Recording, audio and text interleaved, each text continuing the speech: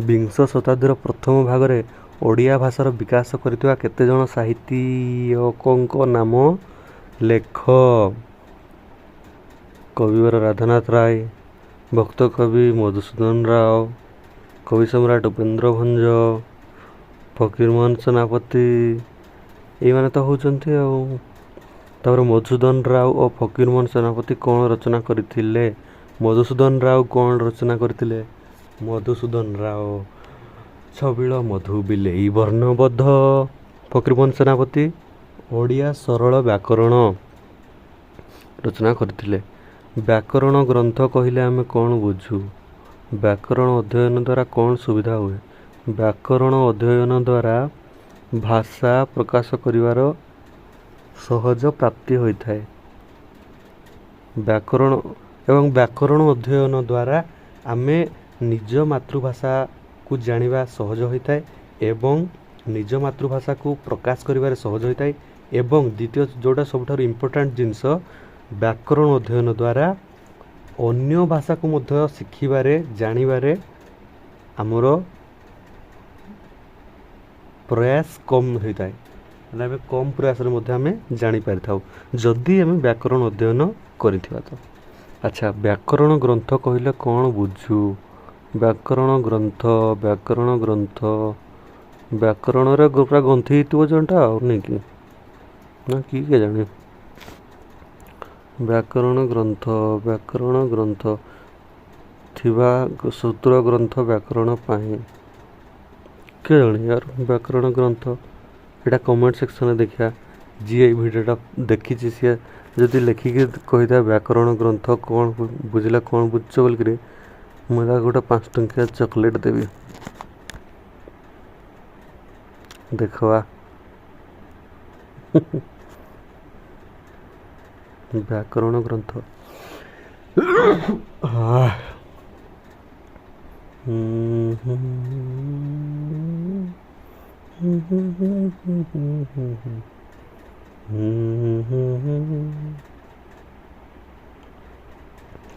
ଠିକ୍ ଉତ୍ତର ପାଖରେ ଭୁଲ ଚିହ୍ନ ଦିଅ, ଭୁଲ ଉତ୍ତର ପାଖରେ ଠିକ୍ ଚିହ୍ନ ଦିଅ।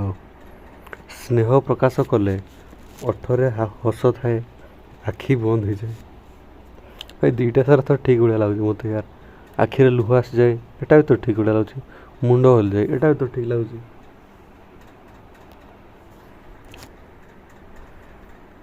ସ୍ନେହ ପ୍ରକାଶ କଲେ, ତମେ ଜଣକୁ ସ୍ନେହ ପ୍ରକାଶ କରିବ ତ ଅବଭିୟସଲି ଓଠରେ ଟିକେ ହସ ଖୁସି ତ ଲାଗିବ, ଯାହେଲେ ଜଣେ ହସିବ, ଏଟା ତ ଠିକ୍ ଅଛି ୟାର। ଆଖି ବନ୍ଦ ହେଇଯିବ, ଫିଲ୍ କରିବ, ସେ ଭାବିଦେବ ୟାର କଥାଟା।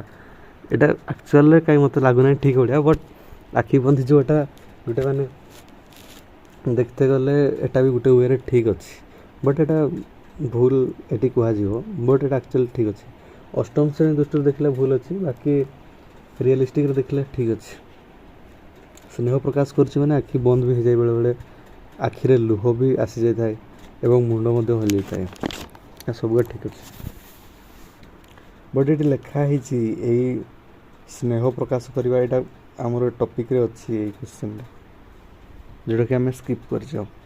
ଭାଷାର ଶୁଦ୍ଧ ବ୍ୟବହାର ଓ ପ୍ରସାର ପାଇଁ ଅନ୍ୟ ଭାଷା ଜାଣିବା ଗୁରୁତ୍ୱପୂର୍ଣ୍ଣ, ଜ୍ଞାନ ବିଜ୍ଞାନ ଜାଣିବା ଗୁରୁତ୍ୱପୂର୍ଣ୍ଣ, ବ୍ୟାକରଣର ଭୂମିକା ଗୁରୁତ୍ୱପୂର୍ଣ୍ଣ, ଧର୍ମ ଧାରଣା ରହିବା ଗୁରୁତ୍ୱପୂର୍ଣ୍ଣ। ଭାଷାର ଶୁଦ୍ଧ ବ୍ୟବହାର କହିଛି ବାବୁ, ଶୁଦ୍ଧ ବ୍ୟବହାର ଏବଂ ପ୍ରସାର ମାନେ ସିଧା ପଳେଇ ଆସିବ ଗଗନେ ବାବୁ, ଗଗନେ। ବ୍ୟାକରଣର ଭୂମିକା ଗୁରୁତ୍ୱପୂର୍ଣ୍ଣ। ଆଚ୍ଛା, ତୁମେ ତ ଓଡ଼ିଆ ଭାଷାରେ ଧରାଯାଉ କଥା ହେଉଛ, ଧରାଯାଉ ଅନ୍ୟ ଭାଷା ଜାଣିବା ଗୁରୁତ୍ୱପୂର୍ଣ୍ଣ। ତୁମେ ଓଡ଼ିଆ ଭାଷାଟା ଶୁଦ୍ଧ ଭାବରେ କହିବା ପାଇଁ ତୁମେ କି ଇଂଲିଶ ଜାଣିଥିବା ଦରକାର କି? ଏଟା ତ କିଛି ମାନେ ଭ୍ୟାଲୁ ନାହିଁ ନା। ଗଜବ ହେଇଗଲା ୟାର। ଜ୍ଞାନ ବିଜ୍ଞାନ ଜାଣିବା ଦରକାର। ଜ୍ଞାନ ବିଜ୍ଞାନ ନଲେଜ ସାଇନ୍ସ ଜାଣିକି ଲାଭ କି? କିଛି ନାହିଁ। ତୁମେ ଓଡ଼ିଆ ଭାଷାଟା ପାଇଁ ଓଡ଼ିଆର ବ୍ୟାକରଣ ଜାଣିଥିବା ଦରକାର। ଜ୍ଞାନ ବିଜ୍ଞାନ ଜାଣିବା ଗୁରୁତ୍ୱପୂର୍ଣ୍ଣ, ଏଟା ତ ବଢ଼ିଆ ଲାଗୁଛି ଟିକେ। ଖଟା ବି ଠିକ୍ ହେଇପାରେ ବଢ଼ିଆ ଲାଗୁଛି, ବଟ୍ ଗଟା ତ ପୁରା ପରଫେକ୍ଟ ଠିକ୍ ଅଛି। ଧର୍ମ ଧାରଣା ରହିବା ଗୁରୁତ୍ୱପୂର୍ଣ୍ଣ, ଏଇଟା ପାର୍ସିଆଲି ଠିକ୍ ଅଛି ବଟ୍ ସମ୍ପୂର୍ଣ୍ଣ ମାତ୍ରାରେ ଠିକ୍ ନାହିଁ। ମଣିଷ ଶ୍ରେଷ୍ଠ ଜୀବ ହୋଇପାରିଛି ଭାଷା ପାଇଁ। ଭାଷା ପାଇଁ, ଇଂରାଜୀ ପାଇଁ କିଏ? ଇଂରାଜୀ ପାଇଁ ନାହିଁ, ଉଣୁଙ୍ଗ ଶୁଣୁଙ୍ଗ ବୁଣୁଙ୍ଗ ପାଇଁ ନାହିଁ ରେ। ଗଣିତ ଏସ୍କୋଲାର ଫେସ୍କୋଲାର ବିସ୍କୋଲାର ସିସ୍କୋଲାର ପାଇଁ ନାହିଁ। ବିଜ୍ଞାନ ପାଇଁ ଆଲେକ୍ଜାଣ୍ଡର ସେଲକ୍ରିକ୍, ଆଲେକ୍ଜାଣ୍ଡର नहीं यार, Edward Jenner, Michael Clarke, Albert Einstein, Thomas Alva Edison एमानकर पाई नहीं। मनीष श्रेष्ठ हो पारिछि निजर भाषा पाई। ए हला कथा। कस्तंभ खस्तंभ कस्तंभ खस्तंभ कस्तंभ खस्तंभ कस्तंभ खस्तंभ सहजपंथी साधक किए लिखिथिले? सहजपंथी साधक हो फकीरमोहन सेनापति। एटा फकीरमोहन सेनापति ओडिया व्याकरण रे जीव। जगन्नाथ दास, अतिबड़ी जगन्नाथ दास ओडिया भागवत। मधुसूदन राव वर्णबोध। ताले सहजपंथी साधक किए लिखिथिले? चर्या गीति। चर्या गीति, चर्या गीति किए लिखिथिले? सॉरी, सहजपंथी साधक, अच्छा सहजपंथी साधक चर्या गीति लिखिथिले। अच्छा फकीरमोहन सेनापति कौन लिखिथिले ताले? फकीरमोहन सेनापति ओडिया व्याकरण। जगन्नाथ दास, अतिबड़ी जगन्नाथ दास भागवत। ना ना ना ना ना ना ना ना ना ना ना ना ना ना नौ अक्षर नवाक्षर लिखिथिले से।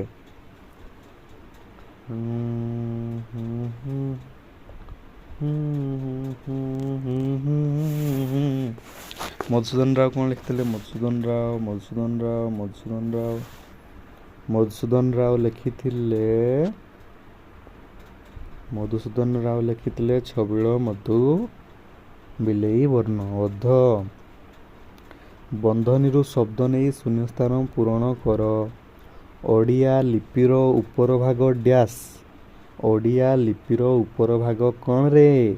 ସରଳ ରେଖା ନା ଗଲାକୃତ?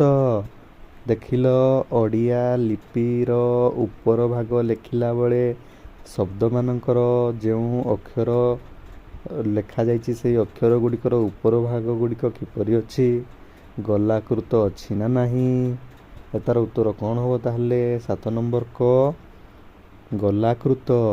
ଓଡ଼ିଆ ଲିପିର ଉପର ଭାଗ ଗଲାକୃତ ଅଟେ। ଧ୍ୱନିର ଦୃଶ୍ୟମାନ ଆକୃତିକୁ ଡ୍ୟାସ୍ କହନ୍ତି। ଧ୍ୱନିର ଦୃଶ୍ୟମାନ, ଧ୍ୱନିକୁ ଦେଖିଛ କି ରେ? ହଁ ଧ୍ୱନିକୁ ଦେଖିଛ କି ରେ? ହଁ ଦେଖିଛୁ ଆଜ୍ଞା। କ'ଣଟେ ଦେଖିଛ?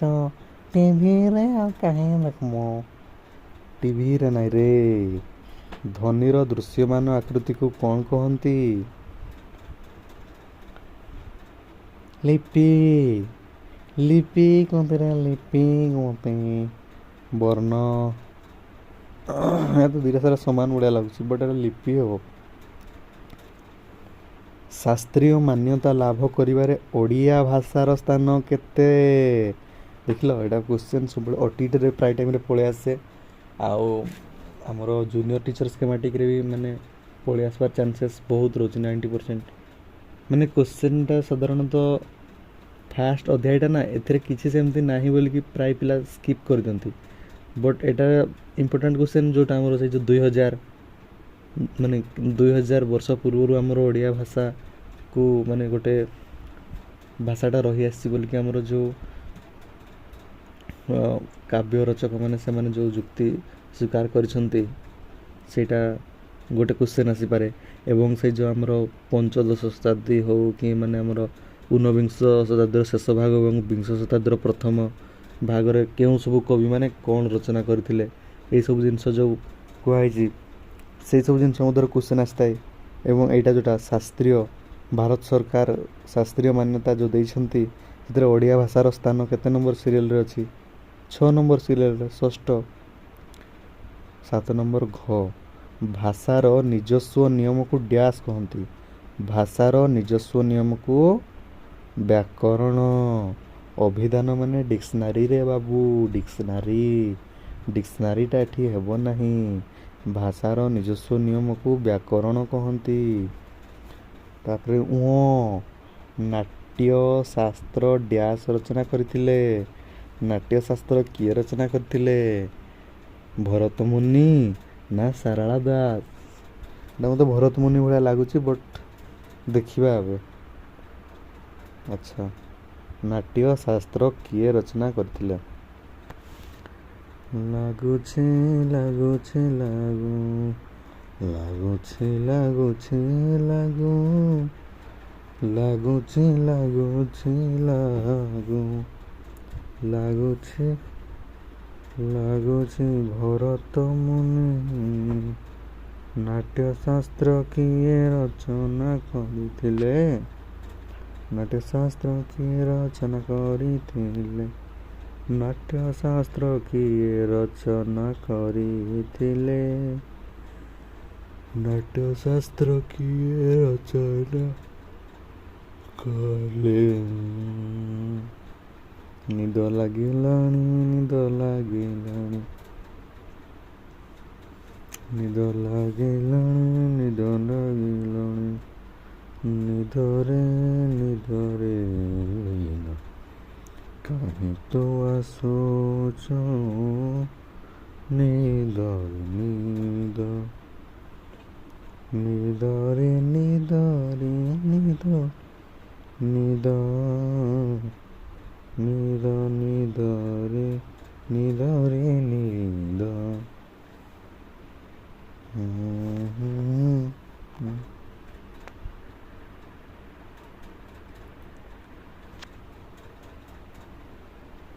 ନାଟ୍ୟ ଶାସ୍ତ୍ର ନା କ'ଣ, ଏଇଟା କିଏ ଲେଖିଥିଲା ୟାର?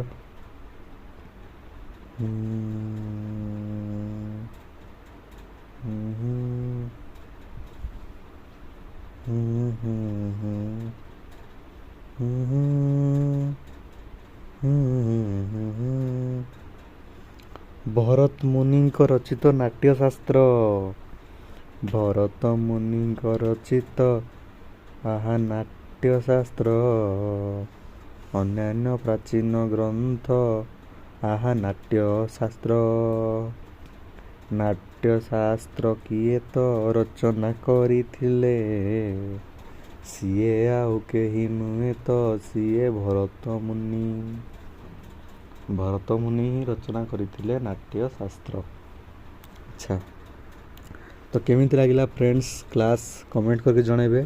ଏହା କେବଳ ଜଷ୍ଟ ଗୋଟେ ମାନେ ମଜାଳିଆ କ୍ଲାସ୍ ରହିଲା, ଏବଂ ଏଥିରେ ଆମେ ଆମର ଯେଉଁ ଭାଷା ସହିତ ପରିଚୟ ହେଲେ, ଭାଷା କାହାକୁ କୁହାଯାଏ ହଉ, ବା ଭାଷାର ସର୍ବନିମ୍ନ ଏକକ କ'ଣ ସେଟା ସମ୍ବନ୍ଧରେ ଜାଣିଲେ, ତା'ର ଡେଫିନେସନ୍ ଜାଣିଲେ, ଏବଂ ଏକ୍ଜାମ୍ପଲ୍ ମଧ୍ୟ ଦେଖିଲେ, ଭାଷାର ବୈଶିଷ୍ଟ୍ୟତା ଜାଣିଲେ, ଭାଷାର ସ୍ୱତନ୍ତ୍ରତା କ'ଣ ଜାଣିଲେ, ଭାଷା ପରିବର୍ତ୍ତନଶୀଳ ବୋଲିକି ମଧ୍ୟ ଜାଣିଲେ, ଏବଂ ଭାଷାରେ ଯେଉଁ ଶବ୍ଦମାନ ବ୍ୟବହାର କରାଯାଉଛି ସେ ଶବ୍ଦମାନଙ୍କର ଶେଷ ବର୍ଣ୍ଣମାନଙ୍କଠାରେ କିପରି ସ୍ୱର ବର୍ଣ୍ଣ ଏବଂ ବ୍ୟଞ୍ଜନ ବର୍ଣ୍ଣ କେଉଁ କେଉଁ ଜାଗାରେ ବ୍ୟବହୃତ ହେଉଛି, ଏବଂ ଓଡ଼ିଆରେ ତାହା ବ୍ୟବହୃତ ହେଲା ସମ୍ବନ୍ଧରେ ତା'ର କେମିତି ପରିବର୍ତ୍ତନ ଲକ୍ଷ୍ୟ କରାଯାଉଛି, ତାହାର ମଧ୍ୟ ଆମେ ଉଦାହରଣ ସହିତ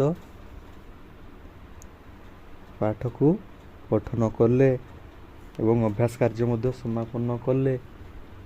ତେବେ ରହୁଛି ଫ୍ରେଣ୍ଡସ୍, ଆଜି ହେଉଛି ଗଣେଶ ପୂଜା। ପୁଣି ଆଉ ଗୋଟିଏ ନୂଆ ଚାପ୍ଟର ସହିତ, ନୂଆ ଚାପ୍ଟର ନୁହଁ, ଦ୍ୱିତୀୟ ଅଧ୍ୟାୟ ସହିତ ଦେଖା ହେବ। ସେତେବେଳେ ପର୍ଯ୍ୟନ୍ତ ବିଦାୟ ନେଇ ରହୁଛି ମୁଁ ଆପଣଙ୍କଠାରୁ। ଜୟ ଜଗନ୍ନାଥ, ରାଧେ ରାଧେ, ହରେ କୃଷ୍ଣ, ହରେ ରାମ, अस्सलाम वालेकुम।